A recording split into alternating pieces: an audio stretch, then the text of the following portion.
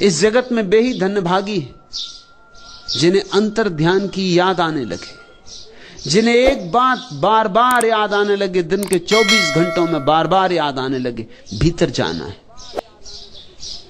और जो जब मौका मिल जाए तब भीतर सरक जाएं।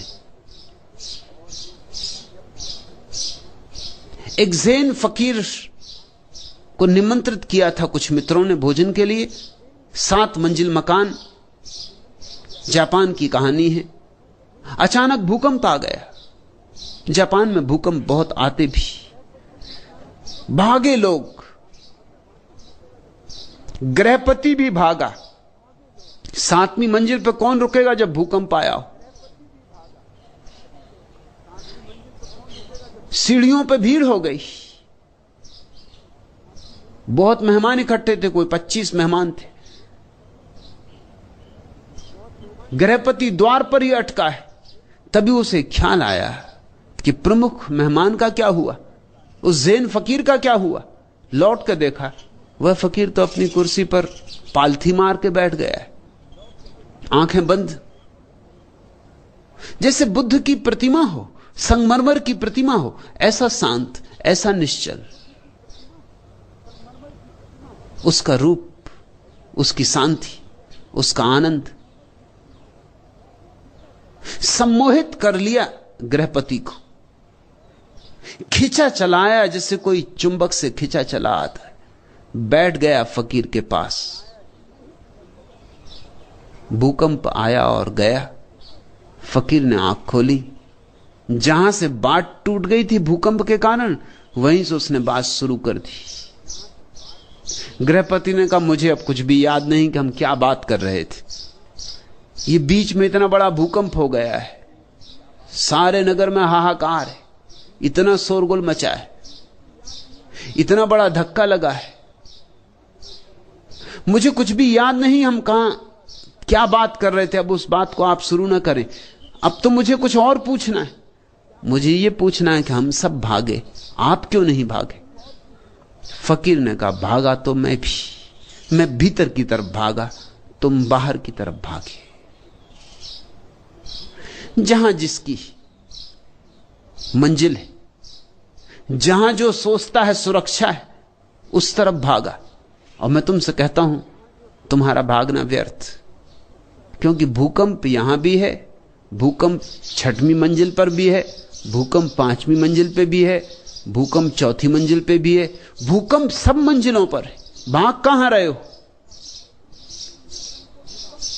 जो 5वीं मंजिल पे हैं वो भी भाग रहे हैं, जो 3री मंजिल पे हैं वो भी भाग रहे हैं। भूकंप सड़कों पे भी है, जो सड़कों पे हैं वो भी घरों की तरफ भाग रहे हैं। हर एक भाग रहा है, लेकिन तुम भूकंप से भूकंप में ही भाग रहे हो। मैं भी भागा, मैं भीतर की तरफ भागा। और मैं एक ऐसी जगह जानता हूं अपने भीतर, एक ऐसा स्थान जहां कोई भूकंप कभी नहीं पहुंच सकता, जहां कोई कंप ही नहीं पहुंचता। भूकंप की बात छोड़ दो, जहां बाहर का कोई प्रभाव कभी नहीं पहुंचता। मैं उस अछूते कुंवारे लोक की तरफ भागा। मैं भी भागा, यह ना कहूंगा कि नहीं भागा। तुम्हारी समझ में ना आया हो, क्योंकि तुम एक ही तरह के भागने को पहचानते हो। मैं हाथ पैर से नहीं भागा, मैंने शरीर का उपयोग नहीं किया, क्योंकि इसका उपयोग तो बाहर की तरफ भागना हो तब करना होता है। शरीर तो मैंने शिथिल छोड़ दिया, विश्राम में छोड़ दिया और सरक गया अपने भीतर। वहां बड़ी सुरक्षा है, क्योंकि वहां अमृत है, वहां कोई मृत्यु नहीं। चिंता थी मुझे तो सिर्फ एक, कि कहीं ऐसा ना हो कि भीतर पहुंचने के पहले मर जाऊं। बस जब भीतर पहुंच गया फिर निश्चिंत हो गया। अब कैसी मौत, अब किसकी मौत? बस चिंता थी तो एक कि ध्यान में मरूं। भूकंप आ गया, मौत तो कभी ना कभी आनी ही है, आती ही है। एक ही ख्याल था कि ध्यान में मरूं, ध्यान में जियो, ध्यान में मरो। मंजू, याद आने लगी है, इस याद को गहराओ, सींचो, संभालो। अनजाने चुपचाप अध खुले वातायन से आती हुई जुन्हाई साही, तेरी छवि का सुधि सम्मोहन आज बिखर कर सिमट चला है मेरे मन में। छलक उठा है उर का गागर किसी एक अज्ञात ज्वार से, किन सपनों के मदिर भार से, किन किरणों के परस प्यार से। पल भर में यूं आज अचानक यह किस रूप परी विरहन के उर की पीड़ा, मेरे जी में भी चुपके से तिर आई है यूं अनजाने। गूंज उठा है अंतर जीवन किस फेनिल अरुणाभ राग से, किन फूलों के मधुपराग से पुलकित हो आया है आकुल मधु समीर। जी के इस कानन में भी फूली है सरसों, इस वन का भी कोना कोना है भर उठा अकथ छलकन से, प्राणों के कनकन से। एक वातायन खुल रहा है, एक पर्दा सरक रहा है। सहयोग करो, साथ दो। जल्दी ही बहुत कुछ होने को है। किसने मेरे ख्याल में दीपक जला दिया, ठहरे हुए तालाब का पानी हिला दिया। तन्हाइयों के बजरे किनारे पर लग गए, ऐसा यकीन हमको किसी ने दिला दिया। यह क्या मजाक है कि बहारों के नाम से पूरा चमन मिठा के नया गुल खिला दिया। मुद्दत गुजर गई थी हमें यूं ही चुप हुए, कल से बहक उठे हैं हमें क्या पिला दिया। मंजू पियो, यह तो मधुशाला है। मैं तुम्हें कोई सिद्धांत नहीं सिखा रहा हूं, शुद्ध शराब पिला रहा हूं, अंगूरों से निचोड़ी हुई नहीं, आत्मा से निचोड़ी हुई। पियो, जी भर के पियो, नाचो, गाओ, गुनगुनाओ, और जितने क्षण मिल जाएं, जब मिल जाएं, तब चल पड़ो भीतर की तरफ। भूकंपों की प्रतीक्षा मत करो, क्योंकि भूकंपों में भीतर वही पहुंच पाएगा जो भीतर जाता ही रहा है, जाता ही रहा है, जो रोज आता जाता रहा है। वह ज़ैन फकीर अपने भीतर पहुंच सका क्योंकि रास्ता परिचित था, बहुत बार आया गया था। यह मत सोचना कि मौत जब आएगी तब अचानक ध्यान कर लेंगे, यह नहीं होगा। मौत अचानक आएगी। जीवन भर धन की चिंता की थी, मरते वक्त की धन की ही चिंता तुम्हारे सिर पर सवार रहेगी। अगर पद की आकांक्षा की थी तो मरते वक्त भी पद की ही नशेनी चढ़ते रहोगे कल्पना में। मृत्यु के क्षण में तुम्हारा सारा जीवन संग्रहित होकर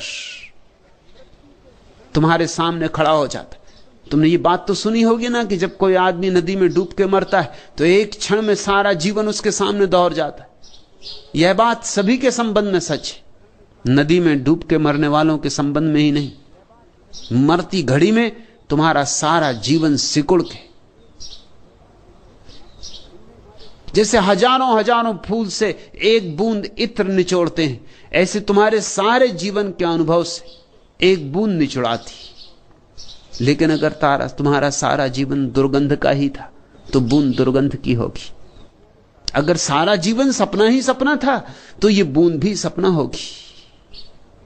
और अगर जीवन में तुमने कुछ सत्य भी कमाया था, कुछ ध्यान भी कमाया था, कुछ प्रेम भी जगाया था, कुछ बांटा भी था, कुछ लुटाया भी था, छीना झपटा ही न था, कुछ करुणा भी की थी, तो तुम्हारी अंतिम क्षण की जो प्रतीति होगी, सारा जीवन निचोड़ के एक इत्र की बूंद बन जाएगा। उसी इत्र की बूंद पर सवार होकर तुम परमात्मा की यात्रा पर निकलोगे। मंजू, शुभ हुआ है। अब इस घड़ी को, इस बलिहारी की घड़ी को छिटक मत जाने देना, जोर से पकड़ रखना। अब पकड़ने योग कुछ तुम्हारे पास है। और ध्यान रखना जिनके पास कुछ नहीं है उनके पास गंवाने को भी कुछ नहीं होता, और जिनके पास कुछ है उनके पास गंवाने को भी कुछ होता है। नंगा नहाए तो निचोड़े क्या। जिनको हम साधारण जन कहते हैं, सांसारिक जन, उनको क्या फिक्र, उनके पास गंवाने को कुछ है ही नहीं। हमारे पास एक शब्द है योग भ्रष्ट, उसकी तौल का दूसरा शब्द नहीं है भोग भ्रष्ट। तुमने कभी ऐसा शब्द सुना, भोग भ्रष्ट? भोग भ्रष्ट होता ही नहीं। समतल जमीन पे चलोगे तो कहीं गिरोगे, लेकिन पहाड़ों की ऊंचाइयों पर चढ़ोगे तो गिर सकते हो। योग भ्रष्ट होता है। मंजू एक घड़ी करीब आ रही सरकती हुई, जो बड़ी कीमत की होगी।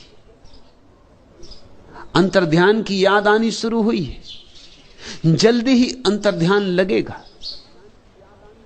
तब चूक मत जाना, क्योंकि बाहर की जन्मों जन्मों की वासनाएं खींचेंगी, बाहर की जन्मों जन्मों की आदतें खींचेंगी, हजार बाधाएं खड़ी होंगी। मन अंतिम उपाय करेगा अपने को बचा लेने का, क्योंकि ध्यान मन की मृत्यु है। और कौन मरना चाहता? मन भी मरना नहीं चाहता है। लेकिन सजग होकर, खूब सजग होकर 2-4 कदम और फिर मैं तुमसे कहता हूं सुबह करीब है, आखिरी तारे ढलने लगे, सूरज उगा, अब उगा, तब उगा। जरा प्रतीक्षा, जरा धैर्य, और वह महत्वपूर्ण घटना घट सकती है जिसकी तलाश में सारे लोग जाने अनजाने भटक रहे। उसे कहो आनंद की खोज, सत्य की खोज, परमात्मा की खोज, मोक्ष की खोज, या जो भी नाम तुम्हें देना पसंद हो। आज इतना है।